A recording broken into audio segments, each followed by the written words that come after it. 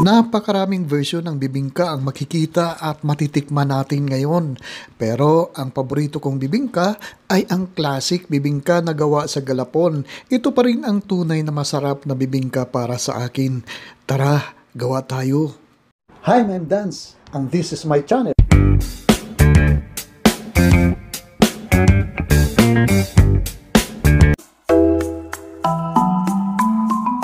Ito po ay 1½ cup na bigas. Mas maganda yung bigas na pipiliin natin ay yung maalsa na bigas. Huhugasan lang natin ng maigi ang ating bigas dito at pagkatapos ay i-drain po natin ang tubig. Huwag tayong magdagdag ng tubig po dito kasi maglalagay po tayo ng gata mamaya dito.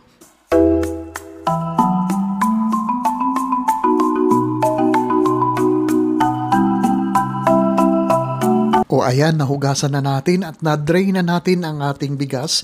Ngayon naman ay dagdag na natin ang ating 2 cups na coconut milk. Hindi po ito kakanggata. Medyo dinagdagan po natin ng tubig dito. At pagkatapos ay ipapatabi lang natin ito sa refrigerator ng mga 4 hours po ito hanggang sa maging malambot na po ang ating bigas at pwede na natin igiling po ito.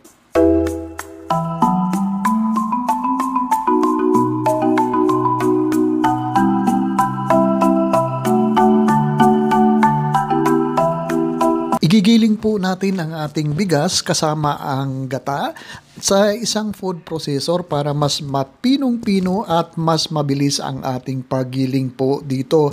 Pero pwede na rin naman po sa blender kung wala po kayong food processor, pero ipapahinga nyo lang po ang inyong blender, baka mag-overheat habang ginigiling nyo po ang ating bigas po dito.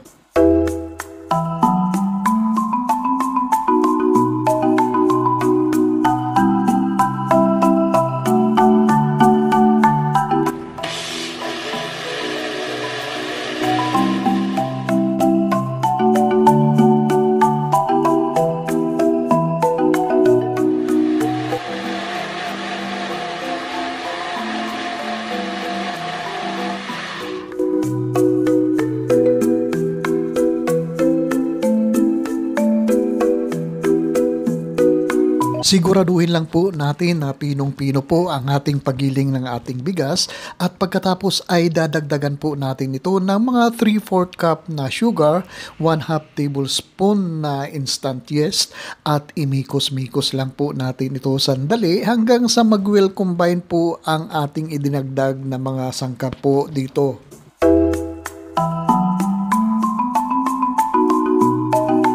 Tatakpan lang po natin ng isang cellophane ang ating giniling na bigas na merong instant yeast at saka sugar at pagkatapos ay ipaparest lang po natin ito ng mga 30 to 40 minutes hanggang sa maging bubbly po ang ating mixture po dito.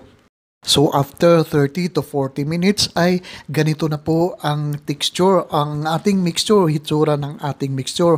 Naging bubbly na po ang ating mixture po dito. Haluin lang po natin ng maigi ito hanggang sa mawala po ang mga bubbles dito sa ating mixture po dito. At ihahanda naman po natin ang ating bibingka molder na merong wilted na banana leaves ang ating moldy dito.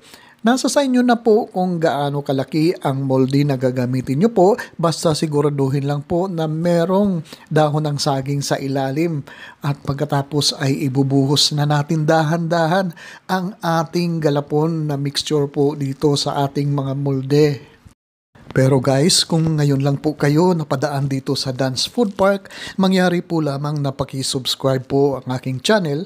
Paki-click lang po ang subscribe button sa baba at pati na rin ang notification bell para palagi po tayong updated sa mga susunod kong video uploads.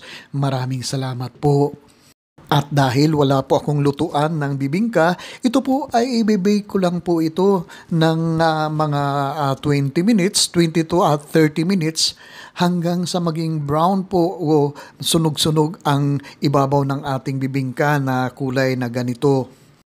250 Celsius ang temperature na ginamit ko po dito sa aking oven, pero depende po yan sa klase ng oven na gamit nyo po, at mga 30 to 40 minutes ang inabot bago po masunog ang ating bibingka po dito. Mas masarap kung medyo sunog-sunog ang itsura ng ating bibingka po dito, at mabango at masarap talaga po ito.